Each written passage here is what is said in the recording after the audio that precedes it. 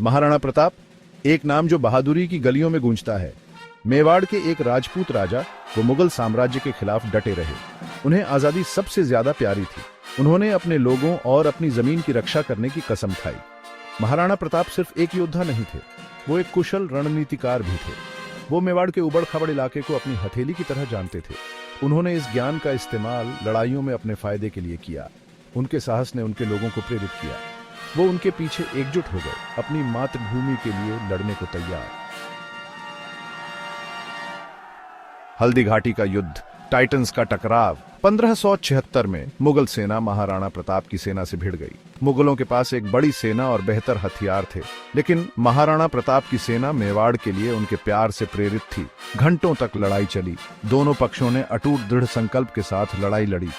महाराणा प्रताप अपने वफादार घोड़े चेतक पर आगे से नेतृत्व कर रहे थे। उन्होंने मुगल शक्ति के खिलाफ अपार साहस दिखाया।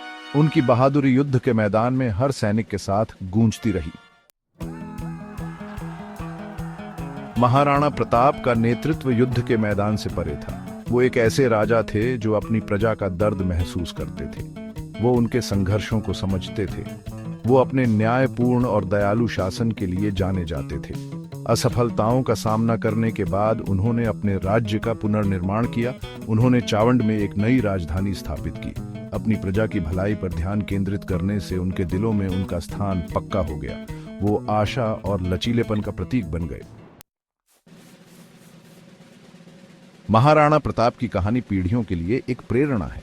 उन्होंने विप एडवर्सिटी का सामना करने पर भी कभी हार नहीं मानी। उनका हौसला बुलंद रहा। उन्होंने दुनिया को साहस और बलिदान का सही अर्थ दिखाया। आज हम उन्हें टिरनी के खिलाफ प्रतिरोध के प्रतीक के रूप में याद करते हैं। उन्होंने हमें सिखाया कि हम जो मानते हैं उसके लिए लड़ें। उनकी विरासत हमें प्रेरित करती रहती है कि हम सही चीज के लिए खड़े हों, चाहे कुछ भी हो जाए।